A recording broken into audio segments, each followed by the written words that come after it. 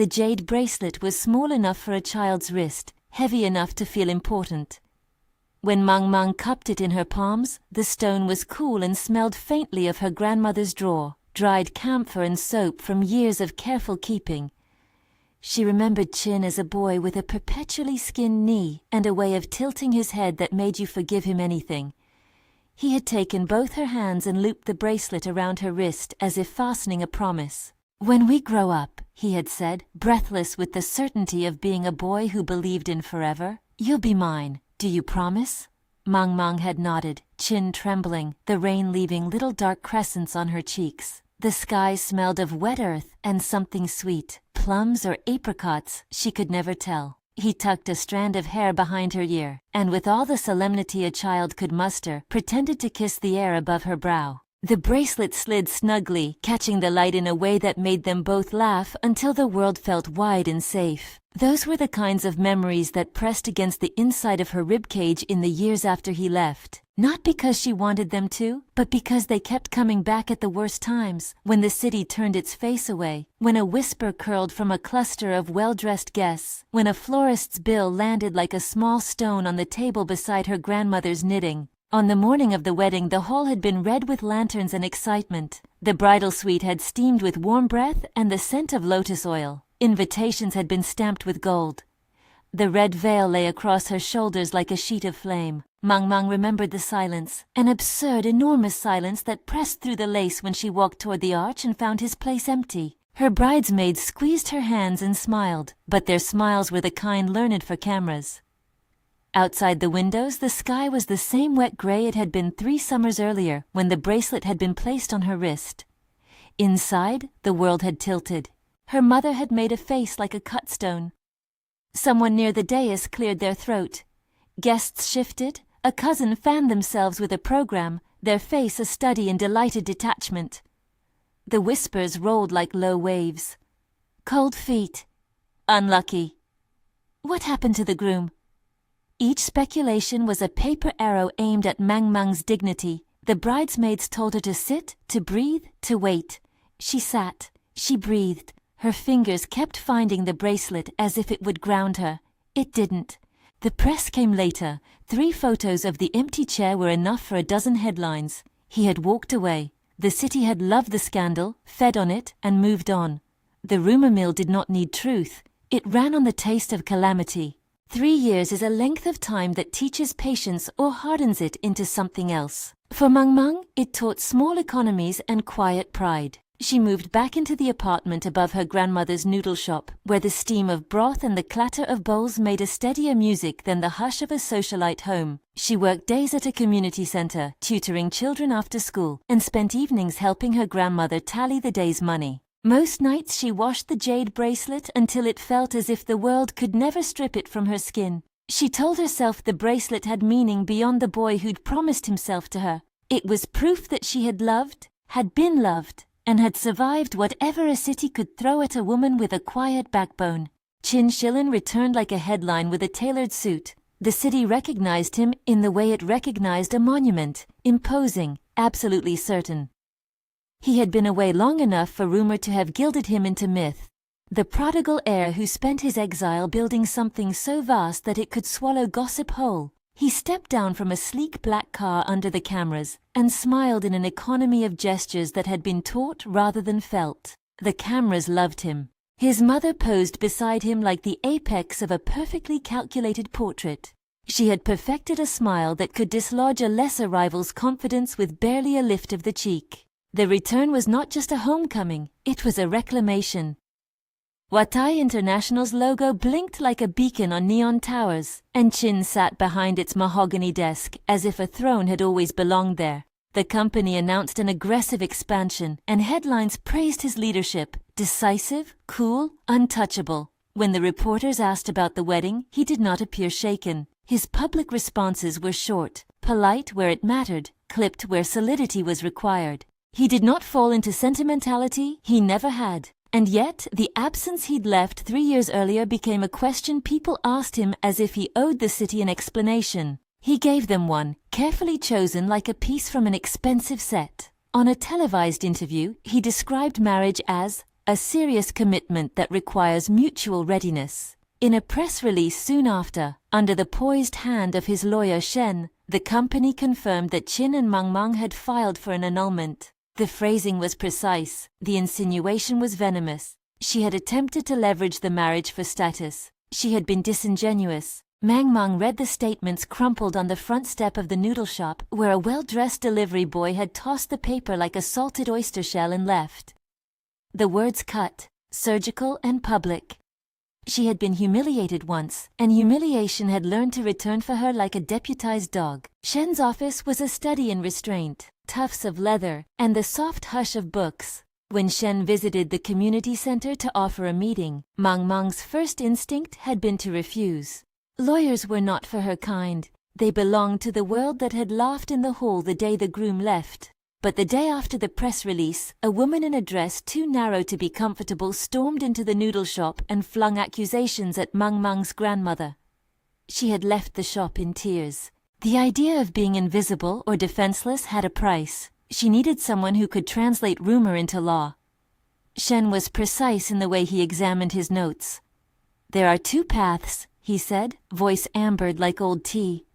"One is to sue to restore your reputation. That will cost money, time, and public exposure. The other is to move quietly, gather proof that the accusations are fabricated, and let truth peel away the lies." She wanted to say, "I don't want to spend my life fighting someone else's narrative." Instead, she said, "I want the truth to be known." "Then prepare for discomfort," Shen warned. "People who profit from a lie don't give up easily." It was on the third night after the press release that Mang Mang first noticed the online chatter about a gala to benefit a children's arts program. Invitations had been sent to the city's entire bouquet of socialites. The agenda read like a scroll of names that made people who were not there feel small. She had been asked to help as a volunteer, primarily to greet and escort donors. It was work she did to sow space between her days and the memories that waited like old lovers in the corners. The organizers assured her the event was low profile. They were wrong. The ballroom was a sea of silk and confidence. Crystal reflected podium lights into starbursts that landed on the expensive faces of those who came to be seen doing good. Mrs. Liao, an influential patron whose laughter summarized the tone of the evening, breathed the room into a hierarchy. Beside her moved a woman with the kind of posture that could intimidate a city council. She was later introduced to Mang Mang as Madame Bai, a philanthropist with ties to every luxury brand. Her greeting was a practiced blade. "How admirable of you to work at such an intimate level," she said, smiling in a way that made Mang Mang feel like a child brought before a tribunal. At the podium, lights made Qin look like a sculpture. He had been scheduled to make a brief address on partnerships, but the presence of Mang Mang in the room was something the cameras detected with the greed of predators. He saw her before the crowd. The brief meeting of their eyes, just 2 beats, did nothing to soften his public expression. He did not smile, he did not falter. He spoke about the philanthropy and corporate responsibility of Watai, in words that landed like polished stones on the audience. When someone asked about his personal life, awkward reporters loved to do that. He answered not with the guardedness of a man who had been wronged, but with the assertion of distance. "Personal matters," he said, not unkind but devoid of warmth, "shouldn't be used as charity tokens." The phrase landed like a slap on the back. The room laughed politely. On social media, the clip was rehashed into 1,000 gossipy thumbnails by morning. But the crowd-capturing moment at the gala was not only about his words. An imposter, an actress with a similar haircut and an even sharper mouth, slid in as a spiteful Mrs. Qin and began a whisper campaign at the buffet. She waved a finger, made broad theatrical gestures, and insinuated that Mang Mang was a calculated gold digger who had tried to attach herself to a rising empire. Wine glasses clinked, phones lifted, the murmurs filled the room like smoke. A man from the audience moved too close to Mang Mang under the pretense of offering condolences. His hand brushed her shoulder, then lingered. The crowd hushed. Some looked away as if wanting to ignore the moment into disappearance. Mang Mang's skin crawled with the sudden familiar outrage of being touched without permission in a world that had decided the touch was nobody's business but hers. Qin's eyes found the breach. He rose with the economy of a man who could command security with one look. When he reached Mang Mang, he did not smile. He did not envelop her in some protective gesture. Instead, he addressed the man in a tone that could have been mistaken for disdain. "Sir," he said, voice cool as a scalpel, "you will step away now. You are asked to leave." The man retreated, flushed with the small humiliation of being scolded in public. Chin turned to Mang Mang with a measured politeness that felt like a locking of doors. "Ms. Mang," he said, the title waited.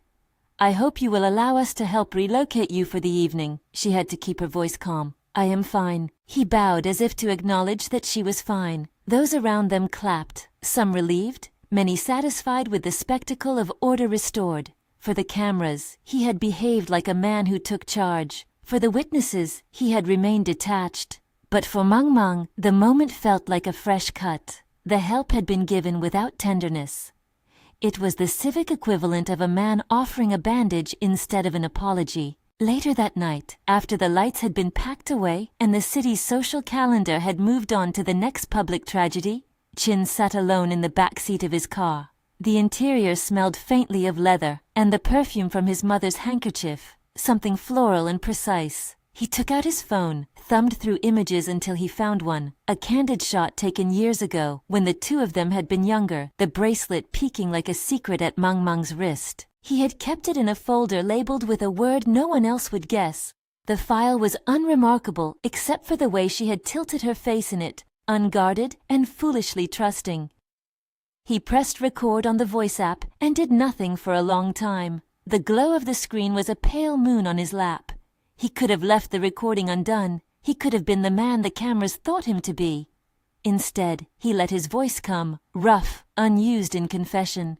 "Babe," he whispered, the syllable slipping out of his mouth like contraband. He spoke the word as if it were a small private prayer. "I'm sorry." He did not send the recording. He saved it under drafts, one of many unsent messages he kept like contraband in his phone's darkness. Later, when he stepped out into the cold night, he tucked his hands deep into his pockets and walked away like a man who had just performed a civic duty. That night was the first recorded instance in his private rituals. The second occurred on a night when he had too much whiskey and the world had become a little less sensible. He came home to a quiet home that smelled faintly of the jasmine candle his mother insisted on burning as a family ritual.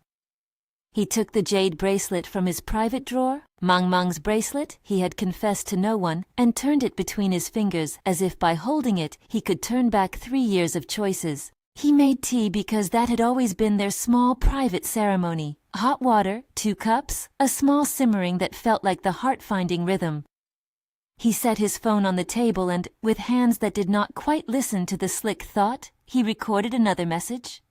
"Babe," he said into the hollow of the night, and the name came out softer, more raw than before. "I'm an idiot." He made nonsense of himself in the safety of the recording. He apologized for things he hadn't been forced to name. He accused himself of cowardice, of letting his mother's fear carve his choices. He promised things he could not yet keep. Then, with the clumsy dignity of someone ashamed of his own softness, he deleted the message 3 times.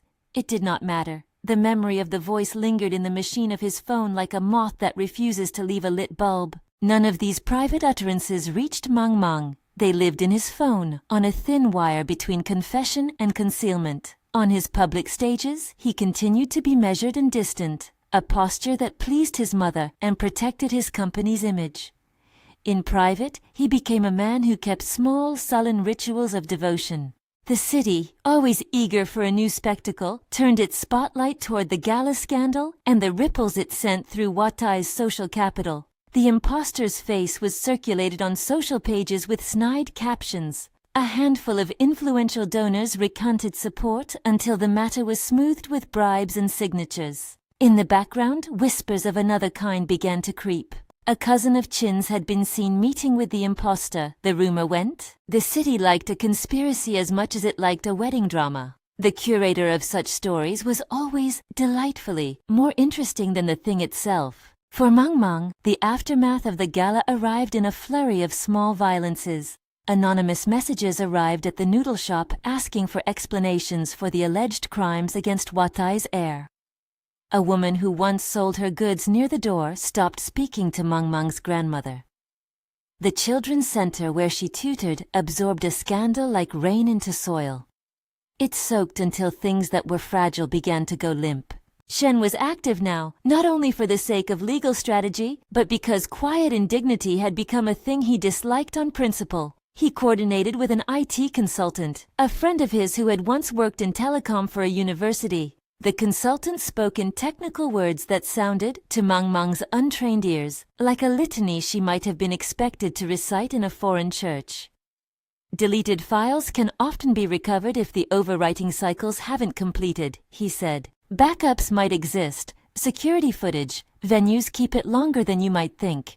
If there has been an impersonation, the source of the edit is likely local. What are you saying? Mang Mang asked.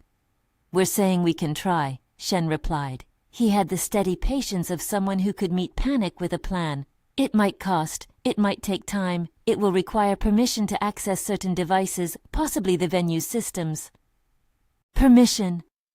The word loomed like a border. Who could Mang Mang ask permission from? The venue was owned in part by someone with ties to Watai.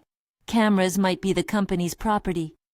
Asking could mean stepping directly into Qin's orbit, or the orbit of those who profited from his image. Shen's face was unreadable. We can subpoena, he offered, or we can persuade. Your choice, Ms. Mang. She thought of the jade bracelet and the boy who had promised her the world in small hands. She thought of the way the man on the podium had used an elegant cruelty to protect a reputation that had no space for tender failings. She thought of the hand that had lingered at the gala, and of the way the city had applauded the command to leave. She thought of her grandmother, who still sat on the bench outside the noodle shop and watched people pass as if keeping accounts of their souls. She said, "Do it." The first tangible victory felt like the way light moves through a window at dawn, small and promising. Shen's consultant called 2 days later with a voice that had the flavor of someone who enjoys work more than the result of it. There's something, he said. Fragmented, but something. We've recovered a portion of a voice file from a backup. It's low quality, a lot of static, but it sounds like... He hesitated, then laughed, a short, sharp sound.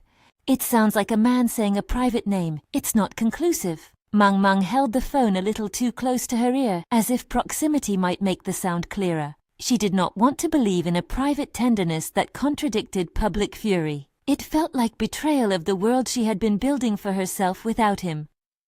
But the sound, faint, like someone calling across a distance, pressed against her like a promise. Back at the penthouse, Qin held his own private grief in palmed hands. His mother had been the first to notice when the rumors around the gala threatened a business relationship. You must distance yourself, she had said, as if removing a piece of raw meat from the reach of dogs was a simple domestic task. She placed a hand between his and the bracelet he had taken. Your position at the company is not a story for the tabloids. He had let his mother's hands do the work of pruning his conscience. He had walked through the city as a man who needed to look untouchably whole. Yet at night, after the mansion hushed and the staff had retreated to their quarters, he found himself doing the small things that made no strategic sense, repairing the bracelet, polishing a small chip until the jade shone like truth, leaving it in a drawer where he could press his palm against it in the dark. He did not think of legalities when he whispered the word babe into his phone, or when he left messages he would not replay in the daylight. He thought of a child with rain in his hair, and the way promises can be both tender and deadly. He thought, with a clarity that cut him, of courage he had not had. A man could be ruthless in public for reasons he could explain to others, he told himself. In private, he had no explanation that absolved him. The consultant's call, to Mang Mang and to Shen, made the air between them shiver with a new possibility. An audio fragment, perhaps, that might prove he had once said a tender name. Proof was a strange objective. It could wrap a wound, but it could also reopen it. The legal path meant interrogating the man who had abandoned her in a very public way. It meant bringing to light the private contradicting the public, defeating the image he had constructed. Qin, when he heard there was talk of recovered files, felt like a man who had been caught with a letter in his pocket. He did not want the noise that such a revelation would make. He pictured his mother's expression, the way her jaw tightened when discussions of reputation encroached upon family reality. He pictured the boardroom, and the way a rumor could slither into the cracks and find purchase. He went to Shen the next morning. Shen was not surprised to see him. "There are files," Shen said plainly. "Fragments, possibly voices." Qin's face was a mask, carved tape over a still tremulous mind. "We should bury them," he said, not asking whether it was legal. The plea was private, less a request than the shape of his fear. "That's not the only option," Shen replied, "and it's not the wisest. If there are fragments suggesting private tenderness, attempting to destroy evidence is its own kind of cruelty. It makes the deed larger than the truth." Qin clenched his jaw. "If it gets out, the board?" "It will get out," Shen interrupted. "If someone else recovers it, the narrative becomes not a matter of truth or falsehood, but of manipulation. You can either be his, her, defender publicly and risk your position, or you can continue to pretend that distance is necessary and watch what we have built fracture under it. Both choices have costs." He thought of the boy under the tree, of the pledge. He thought of the mother who had taught him to measure every social motion by the cost it might inflict on family. He knew, without rhetorical thought, that protecting the company would mean protecting a system that had never invited tenderness to the table. And yet, when the word babe had sounded in the dark, it had sounded like a mutiny. He had already mutinied, in pocketed pockets of softness. Back at the noodle shop, the fragment lay on a laptop screen, the waveform reduced to an ugly graph. The consultant had adjusted the noise until something like a syllable trembled through. Mang Mang watched the screen with hands that had begun to shake. She could hear, just a ghost, an intimate consonant that made the hair rise at the back of her neck. It was neither vindication nor comfort. It was merely a fact. Things like facts have a way of rearranging people. When Shen suggested they could use the fragment as a lever to demand access to other assets, venue's security footage, perhaps the CEO's devices, Mang Mang felt the room tilt. "If we push," he said, "we'll force him either to cover it up or to stand and be honest." She imagined him standing at a podium and saying her name honestly. The image was so strange it made her dizzy. Yet she also imagined the cost, his livelihood, her humiliation thrown back at her with the weight of a man's losses. The city loves drama with a hunger that does not care for the human toll. Shen's plan was quiet at first. Request softly, subpoena if necessary, restore whatever fragments existed, and build a case that would not simply be a public spectacle, but a correction. "You deserve to have your name cleared," he told her, and for once the words were not coded in legalese or pity. They were the blunt, honest sort that made simple promises feel like armor. Outside the noodle shop that afternoon, Mang Mang's grandmother sat on the bench, knitting fingers moving with the slow rhythm of a heart. "You will do what is right," the older woman told her, not waiting for a question. "You have done nothing wrong." "I only want the truth," Mang Mang said. The grandmother's fingers paused. She looked at Mang Mang as if seeing both child and adult at once. "Truth is a stubborn thing," she said. "It will find a way if you don't make it crawl." At night, Qin went to his private drawer and found the bracelet. He put it on the table and circled it with his fingers. He tried to think of the future in terms of a man who could publicly denounce anything that threatened his company's stability. He tried to feel the rationale of the distance his mother had recommended. None of it fit his chest. The private rituals remained a steady leak. If a truth came loose and made noise in a public room, he would be asked to explain a man he had never wished to become. He leaned into the phone and recorded again, soft and raw. "Babe," he told the darkness like it contained an answer. "I'm sorry I left." He erased it half a dozen times. He saved one that he would never send and labeled it with a date he would not remember later. He put his phone away and closed the drawer on the bracelet as if closing a lid on a small, dangerous flower. The more the legal people excavated, the more the city churned. Reporters smelled a story like hounds scent blood. The cousin, the one who had been seen meeting with the impostor, was questioned in the margins, his face tight with the worry of someone caught between loyalty and strategy. The family's social circle bristled with explanations. The board sent a request to tighten security protocols. And then, a week after the gala, a new accusation surfaced on a gossip channel. A claim that Mang Mang had attempted to blackmail the heir. The post used a stock photograph, exaggerative language, and the city swallowed it with typical appetite. Mang Mang woke to find messages piling on her phone like stones. A man had been removed from the noodle shop the night before, sent away with the dignity of one who has been pushed from a social table. It had not kept the rumor-mongers from constructing a story. That night, in the dim of his study, Chin scrolled through comments that dissected his private life like a specimen. He found one comment that made him pause. If he loved her, why does he insist on destroying her now? The question had a cruelty that made it inhabit his thoughts longer than it deserved. He pressed his thumb against the bracelet and felt the smooth coolness of jade under his skin. He had convinced himself so often that his distance was worth the cost. He had convinced himself that by being harsh, he protected the people he loved. The people he had protected included his mother, his board, his future. But the boy who had promised Mang Mang that she would be his had been real once. The memory of the small boy with skin like porcelain and a name like Adair lived inside him. It made a small, uncompromising demand.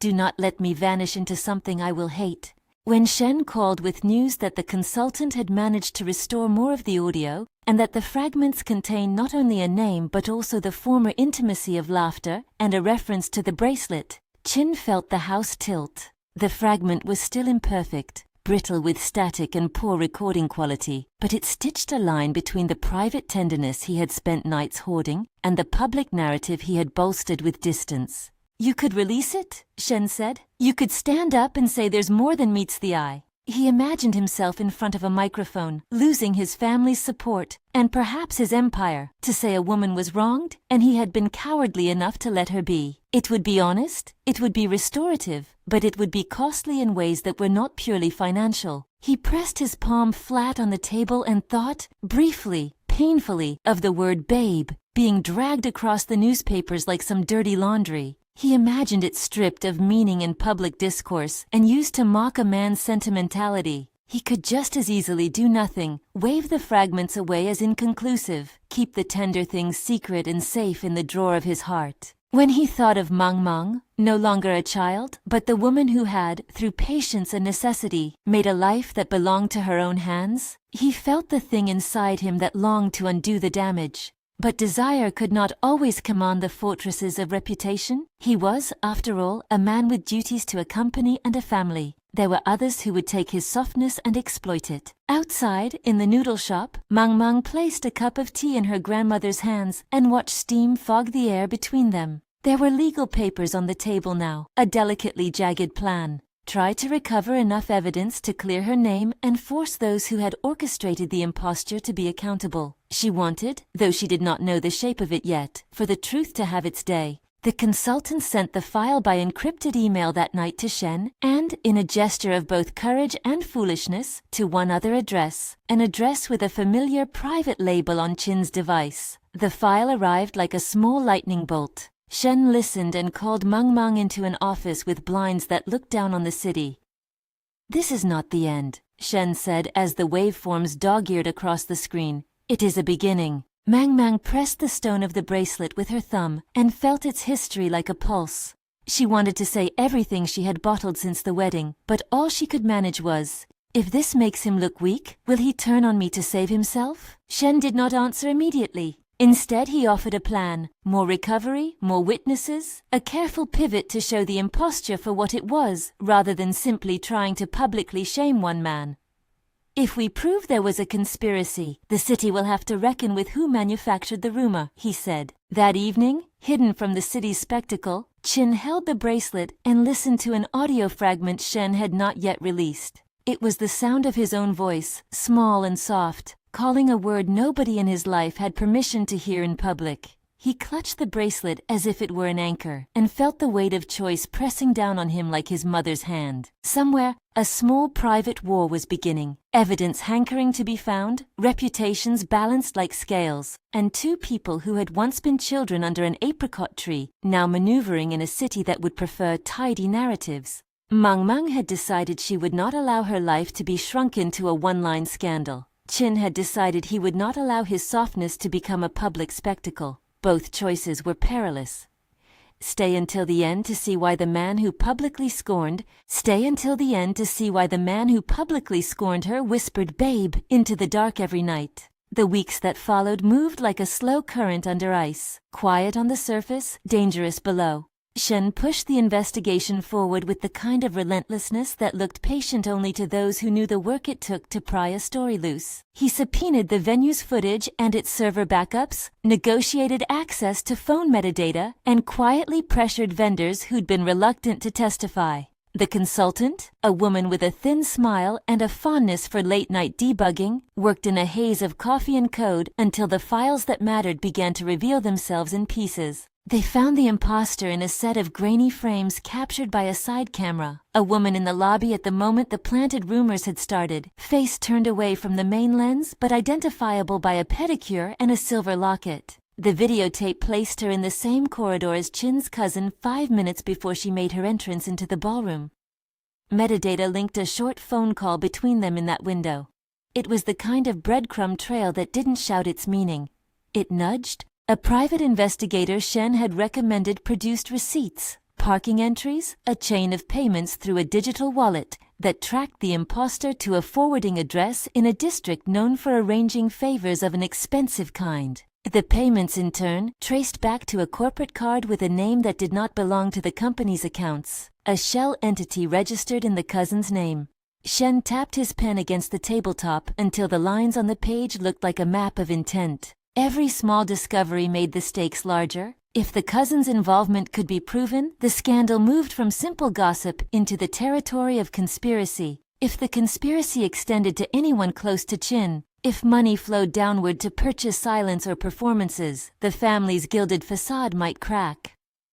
That possibility increased the cost of truth for Chin, and it made him pace in ways that looked like the gestures of a man with too much to lose. Mang Mang watched the unspooling of the case like someone seeing the inside of a clock for the first time. Wheels she had not known existed grinding toward an outcome she could not fully control. She was tired in ways that caffeine would not touch. Tired of being the subject of other people's stories. Tired of the reflexive pity in good-hearted faces. Tired of the hot prickle of anger that rose when someone suggested she was culpable. And yet, with every document Shen produced, and every fragment the consultant patched together, a small, fierce clarity returned. This was not merely about clearing a name, it was about refusing for her life to be written by strangers. When the consultant recovered a longer audio piece, a low-quality clip from a venue backup that contained, beneath the clatter of cutlery and the murmur of conversation, a voice that said a private name, Mang Mang felt something inside her rearrange. It was not joy. Vindication is a brittle thing. It was more akin to a decision settling into place. Pursue this until it could no longer be disputed. Shen prepared what lawyers call the pivot, an evenly timed motion to compel the cousin to testify, a request for the venue's full archives, and an application to force the release of deleted files that might be in the hands of vendors or associates. It was a surgical campaign meant to create a legal stage rather than a tabloid one. Shen knew the city loved spectacle. He wanted the truth to stand on its own merits, not drown in applause. He also knew how to lean on pressure that would make people reveal themselves. The cousin had contracts with smaller companies that depended on Watai's patronage. Shen quietly contacted those vendors and delivered a simple, unthreatening question. "Are you willing to risk losing that account for the sake of silence?" The effect was immediate. One by one, men who had once felt untouchable began to act like people who wore holes in their shoes worrying about tomorrow. Word began to leak, as it always does, but this time it came in the tone of inevitability rather than amused gossip. A reporter who had chased the wedding story for months sent a curt message asking if Shen's office would allow a press representative to listen to the recovered audio. Shen refused. He refused politely, but he refused. The evidence was better employed in court than in headlines. Shen had learned that the law had an economy of its own that outran the tabloid's appetite for a scandal that, once tasted, could not be placed back in the jar. Chin watched all of this from rooms that smelled like jasmine and varnish.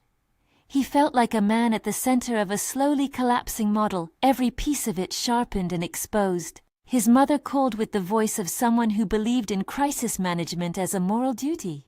"You must be calm," she said, as if calmness alone could redraw the outlines of what had been done. We must protect the company. Calmness, however, did not stop his hands from shaking at night. He found himself returning again and again to the small rituals that had become his only honest companionship, recording a voice he would never send, leaving the bracelet on the nightstand and feeling its coolness like a reprimand. The private tenderness persisted, not because it was clever, but because it was real, a stubborn thread in a garment he had been told to burn. His discomfort at the thought of that tenderness being exposed was less about shame than fear, the fear that sentimentality would be weaponized against him in public and made into an object of ridicule. It was in the middle of that pressure, in a late autumn rain that made the city glisten like the inside of a compact, that something unplanned happened.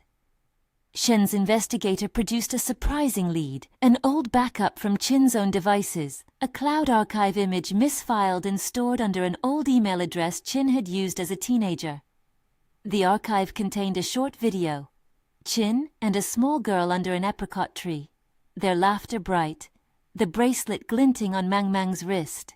The video was unsigned, raw. The little boy on the video, Chin, made a promise to the girl with all the clumsy earnestness of a child. The sight of his younger self made Chin's chest ache in a way no argument about reputation could reach. Seeing the childhood footage unspool in a small window on Shen's tablet did something to him that documents and strategy had not. For the first time in years, the memory returned in color and sensory detail. The way the apricot sap had a slight sweetness that stayed on his hands, the sound of rain on leaves that day, the exact tilt of Mang Mang's chin when she promised to be his. He had been carrying those moments like contraband, but they had been fragments, photographs in separate frames. The video stitched them together into a single thread. It became impossible to deny to himself the truth of what his heart had once held and why he had chosen distance later. He left his mother's room that night before dawn with the bracelet secreted in his pocket. He walked without a destination, the city indifferent around him. The sound of a street vendor's kettle boiled in the cold air. A woman in a scarf hurried through steam. Chin thought of the boy promising forever under the apricot tree, and of the man who had failed to protect that promise. He did not yet know what he would do about it. He only knew that the inner fracture could not be bureaucratically plastered over with a press statement. Shen, meanwhile, had been careful with the timing of every move. He filed motions to compel testimony and coordinated the release of a subpoena that would require the cousin to appear for questioning and force vendors to turn over their logs. The legal wheels had teeth and they began to bite. The cousin, confronted with a stack of documents and the possibility of criminal exposure, chose in the end to speak, not to save himself, but to bargain. He told a story that, in part, matched what Shen had suspected. Money had changed hands. The imposter had been hired. The plan had not been fully the cousin's alone. There were other hands, other incentives. The revelation reverberated. Chin's mother, when finally confronted with the facts laid out in cold ink and time-stamped logs, did what many people of her class do when the world gets dangerously close to the uglier parts of its machinery. She blinked, adjusted the idea of herself, and retreated into a carefully measured silence. The board held an emergency session. Watai's public relations team drafted statements. The city buzzed. At Shen's urging, and with a legal foundation solid enough to stand on, Mang Mang agreed to one public step, a hearing where the evidence would be presented in front of a magistrate who oversaw the subpoena. It was not a trial, but it was a formal space that would force witnesses to speak under oath. Shen told her she would have to stand in a bright room and answer questions that would be used as a basis for further action. It felt terrifying because it put her squarely in the place she had so long avoided, the center. On the morning of the hearing, the corridor to the magistrate's room smelled of coffee and paper. Reporters waited beyond a line of rope, their politeness thin and eager. Mang Mang dressed simply, a blouse the color of rainwater, and a skirt that allowed her to move with steadiness. Her grandmother walked her to the car and, as she did every morning, tucked a small wrapped piece of lotus cake into Mang Mang's palm. "You have done nothing wrong," her grandmother said, quiet as the thread of a prayer. "Truth moves like water, let it find the cracks." Inside the hearing room, evidence played like a slow-motion reveal. Shen presented the recovered audio fragments, the security footage identifying the imposter in the lobby and the cousin's payment trail, the messages coordinating their actions. The magistrate, a woman with a face that said she had seen many human failures and little that surprised her, listened and took notes. The pieces formed a picture of orchestration rather than an improvised outrage. The magistrate called in witnesses. Several vendors agreed to speak. The cousin, under oath, admitted his role. Outside, cameras clustered like insects searching for sugar. Chin was there. He had come under the pretense of wanting to cooperate with the court's orderly process, but the truth was more complicated. He stood in the doorway and watched as Mang Mang, steady, composed and dignified in a way that had nothing to do with the opinions of others, answered questions with clarity. Shen's line of questioning highlighted intent and coordination. The evidence did not scream, but it told a reasoned story. When the hearing adjourned, the magistrate issued an order to open a formal inquiry into the conspirators' actions. It was not the end, it was a change of tempo. For Mang Mang, it felt like a mapping of reality into a form that could be understood by law, which, in its own way, could be kinder than the gossip of 1,000 tongues. The public shift was slow but real. The gossip columnists who had gorged on the wedding scandal now faced a legal document that required balance. Socialites who had been happy to trade in someone's humiliation found themselves in the awkward position of being potentially implicated. Troves of comments that had once been callous began to recede like a tide that had met resistance. Chin, watching the motions fall into place, felt the pressure ease in some ways and intensify in others. The legal results did not absolve him of moral responsibility. If anything, they exposed it. His private tenderness, those unsent messages and evening recordings, had become evidence of his own divided self. He wrestled with what honesty might cost him and what evasion might do to the woman still speaking in a courtroom with a voice that had learned to hold itself. It was Shen who suggested the next most delicate move. There would be a hearing where the cousin's admissions would be read. There would also be an opportunity for Chin to speak in a formal way that could be used not to placate the press but to acknowledge fault. Shen framed it in practical legal terms. If Chin's testimony included acknowledgement of mistakes and a willingness to expose those who had conspired, it would change the punitive calculus and strengthen the case against the impostor and any enablers.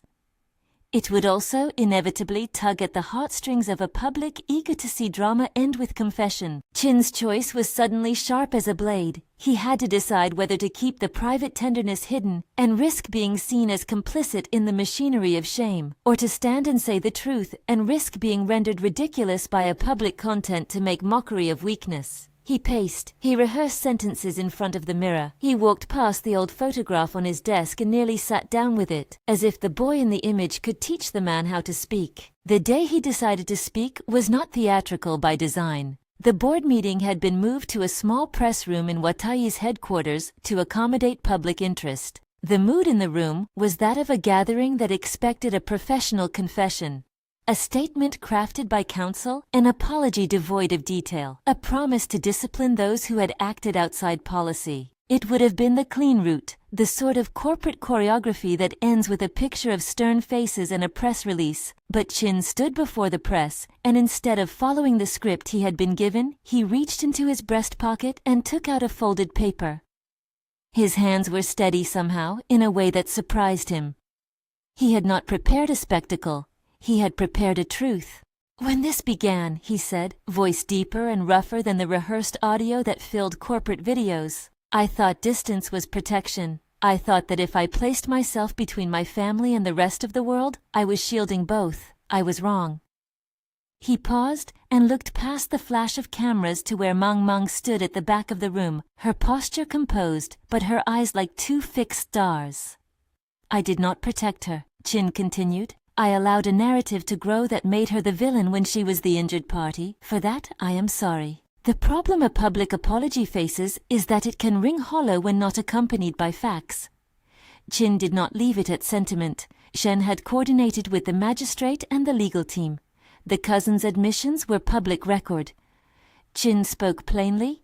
He outlined the chain of events revealed by the inquiry, acknowledged his family's involvement indirectly, and named the harm done to Mang Mang. He promised that he would not let the affair be resolved quietly behind closed doors, and he offered concrete reparative action. He would step down from a particular seat on the board that allowed unchecked social influence, place Watai funds behind an independent audit into social dealings, and support a formal apology in venues where Mang Mang had been publicly maligned. When he reached the end of that list, Chin did something no one in that room had expected. He folded himself into a confession that was simultaneously human and small.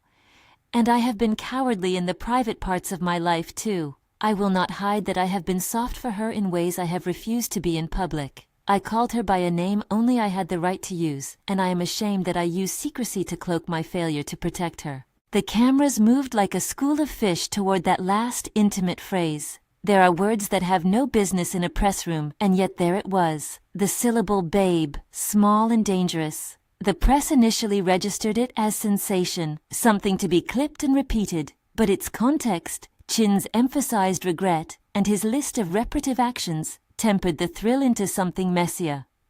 Accountability wrapped around tenderness. Mang Mang felt the words strike her in a place that had been raw for years. It was not shock so much as a reconfiguration of the ledger that the city had kept on her.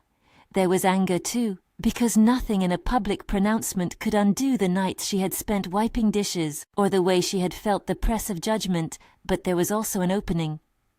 Chin's admission was not a theatrical apology. It was a public dismantling of the persona he had worn like armor. He had not simply said he loved, he had said he had been a coward. The boardroom erupted afterward in the subdued chaos of people recalibrating their alliances. The cousins' legal troubles widened as more witnesses came forward. Several socialites who had been implicated in whisper campaigns found themselves asked for statements. The magistrate's inquiry moved into a deeper phase. For Mang Mang, the legal outcome mattered less than the recognition that her truth had been taken seriously enough to change the narrative. After the press conference, there was a quieter moment that mattered more to the two people at the center than any headline could. Chin tracked Mang Mang through the crowd. He found her behind a column where the building's morning light cut the marble into gold and gray. There was a small security man nearby, his presence a bureaucratic reminder that nothing in these encounters is free of witnesses. But for a moment the world narrowed to two. He approached her with the carefulness of a man who feared that any clumsy motion would break what little remained between them. He did not bow theatrically or attempt a show of contrition for cameras. He simply stood in front of her and held out his hand, empty but steady. "May I?" he asked, as if asking permission to speak a truth not yet formed. Mang Mang looked at the hand, at the man whose public posture had once felt like a verdict. In her chest, the bracelet, the old jade that smelled faintly of camphor, murmured its history. Here was the boy beneath the man, and here was the man trying to be brave enough to speak that boy's language without making her into a story again. "You don't owe me anything performative," she said. Her voice was even, but the softness of it implied the cost of the hours she'd spent practicing restraint. "If you want to apologize, do it because you mean it, not because courts require it." He nodded. "I mean it." The words were spare. "I mean it when I say I failed you. I mean it when I say I was afraid of what softness would do to the world I had been taught to protect. I am trying, badly, to be different." She studied his face. There was a fatigue there that matched hers. There was a humility that had not existed the day he walked out of the wedding hall. "Words alone are cheap," she said, "but truth is not."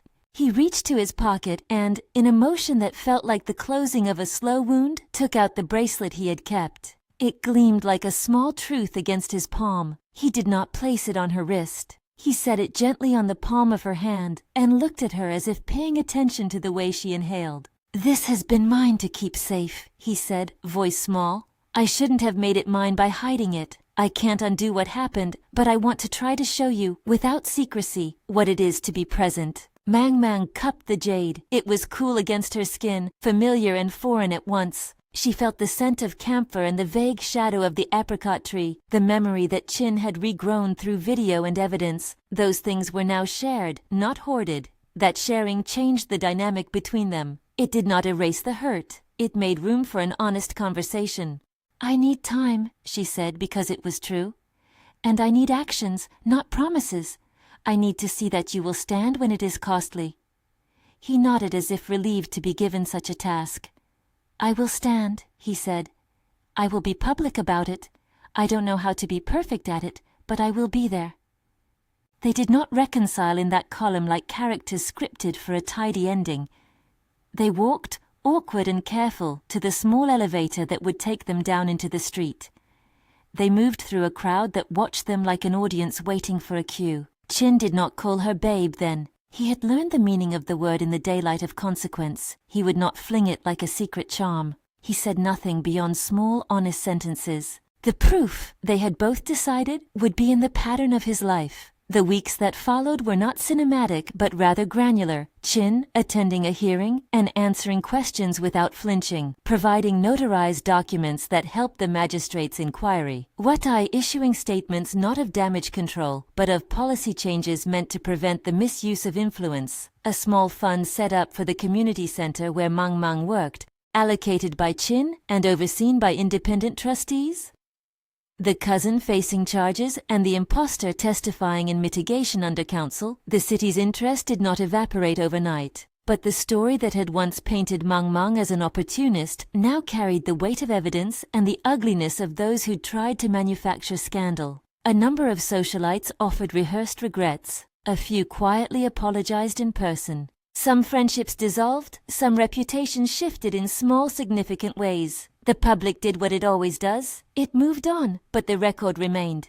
Private moments, however, continued to define the arc of what the two of them might become. Chin's nightly rituals changed subtly. He no longer recorded messages he never intended to send. Instead, in the safety of a small part of his life he had made deliberately public, he began to support Mang Mang's community center with donations that were transparent and accountable. He attended a small fundraiser and, when he stood to speak, he made a quiet but pointed tribute to the work of people who did not seek the camera's favor.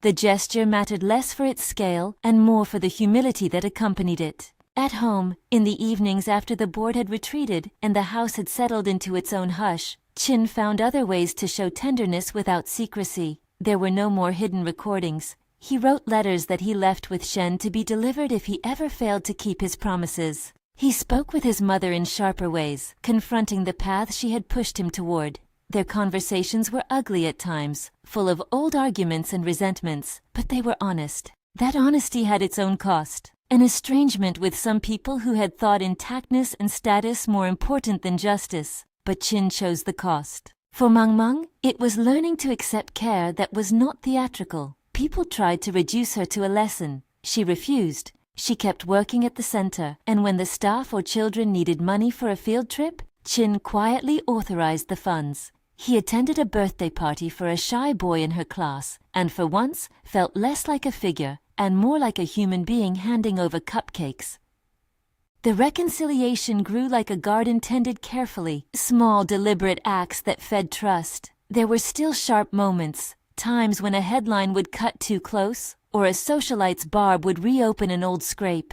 In those moments they argued, honestly and sometimes painfully. Mang Mang would remind him that forgiveness was not a debt paid with speeches. Chin would show up repeatedly for the work he had promised. Their relationship was stitched from acts rather than declarations. A true turning point arrived with something that resembled fate, but was in fact the product of ordinary life. Chin's mother suffered an embarrassing defeat at a shareholders' meeting when the board voted to implement policies that reduced familial interference in operational decisions. It was not a melodramatic downfall. The world continued. But the loss of soft power in the family's networks meant that Chin had more space to act without being immediately constrained by dynastic optics. He used that room to implement reforms, wider oversight of charitable partnerships, clearer vendor vetting policies, and a means to make sure no one in the company's orbit could so easily weaponize someone's name. The reforms were not enough to heal every wound, but they were tangible. Mang Mang watched them and measured them against the ledger of promises she had been given. She watched him return to the center, not as a man seeking to correct his image, but as someone whose presence had meaning for the children who needed a steady adult to model responsibility. The difference was subtle and not always visible to outsiders. He arrived without fanfare, he helped set up chairs without being told, he paid a teacher's salary for a semester without announcing it. These were the small acts that, accumulated, had the power to rebuild trust. Months later, when the magistrate closed the inquiry with an order that would carry the case into prosecution for those who had conspired and into the particular chapter they had lived through, a quieter scene followed. It took place in the noodle shop where the steam continued to rise and the grandmother's knitting moved on, as it always had, like the slow rhythm of something unbreakable. The city had turned its attention elsewhere. The social pages had moved forward. The matter still had legal teeth, but the public sensation had dulled. Chin and Mang Mang sat at a small table in the back. It was not romantic in a cinematic way, it was simply domestic, a bowl of noodles between them and the smell of scallion oil. The grandmother, watching them, sipped tea and smiled without fuss. There was a small weight on the table, the bracelet, wrapped in a clean cloth. Chin reached for the cloth and, with hands that still carried the tremor of many private reckonings, opened it. He did not make a speech. He looked at Mang Mang, and the words he used were small, anchored in what he had done rather than what he promised to do. "Would you let me be different with you?" he asked, because he had learned that asking permission mattered more than declarations. Mang Mang looked at him for a long time. She thought of the boy who had promised her under the apricot tree and of the man who had lost his nerve. She thought of the way the city had used her and the way she had learned to stand. She thought, too, of the nights she had wondered if the small word he had used in private had any truth to it. She felt the bracelet, her bracelet, like an object too complex for any single verdict. "I want us to be honest," she said finally. "I want you to be honest with me, and with yourself. I want to see that you can stand in public when it matters, not only when it benefits you." He nodded. "I will stand, and I will not hide those things again." She put the bracelet on. He took her hand, and with the gentle awkwardness of a man who is learning how to be present, he placed his other hand over hers. It was not a proposal. It was a mutual, cautious commitment to try. There was, later that evening, a private moment where his old habit resurfaced, but transformed. As the city outside settled into its night, Chin sat at his desk and opened his phone. He composed a message and sent it instead of saving it only to himself. He sent it not to his drafts, but to Mang Mang. A short note, not public, not performative. "I know saying this is small," he wrote, "but I still think of the promise under the tree. I am sorry I hid behind distance. I want to do better. S." He added, because he could no longer keep the small truth to himself, "Babe." When her reply came, it was a handful of words that carried more weight than any headline. "Thank you. Let's see." They did not rush a wedding or stage a grand public reconciliation. Instead, steps were taken that were proportional and honest. Shared weekends where both families were included and held accountable, public actions that corrected injustices, funds transferred to the community center with transparent oversight, an independent review of corporate social engagements, and private arrangements that ensured Mang Mang's dignity would no longer be at the mercy of gossip. Months turned into a year. The city's appetite for sensation cooled, but the legal record remained. The cousin faced prosecution, and the impostor the consequences of being paid to harm a reputation. Watai instituted policies meant to prevent the misuse of social capital.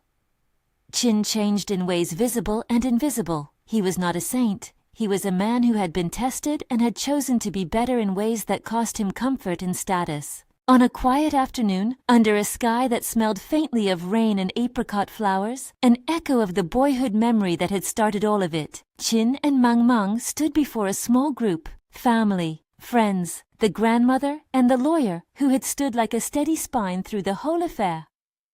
There was no grand ballroom, no social pages present. They had chosen a modest ceremony in the community center that had become the heart of Mang Mang's life. Children painted signs and laughed in the background. The space felt like a little vessel of truth. Chin took Mang Mang's hands and, without theatricality, said the words that mattered. He apologized again for what he had done wrong, for the public distance that had been cruelty, and for the private secrecy that had been cowardice. He spoke of his intention to continue the reforms he had signed into motion and to support the center in ways that would last beyond the moment. He said finally, with a steadiness earned through consequence, "Will you marry me again? This time knowing the cost I may have to pay to protect what is right?" Mang Mang measured him. She saw the man who had walked away years ago and the man who had, in the interim, been broken and remade. She saw the patterns of care he had made plain. She thought of her grandmother's patient hands, of the bracelet cool at her wrist, and of the children who learned to count money honestly because she taught them. "Yes," she said, The word was not naive. It was chosen with eyes open. But on terms of honesty and visibility, no more hiding. He smiled, a small, embarrassed thing, and kissed the top of her hand. Children clapped. The grandmother cried quietly and then laughed at herself for crying, the sound a small bell. They did not pretend the past had vanished. There were moments later when questions returned, when a headline misinterpreted something, or a socialite tried to revive old slanders. Each time, they faced it together, in public and in private, with actions rather than excuses.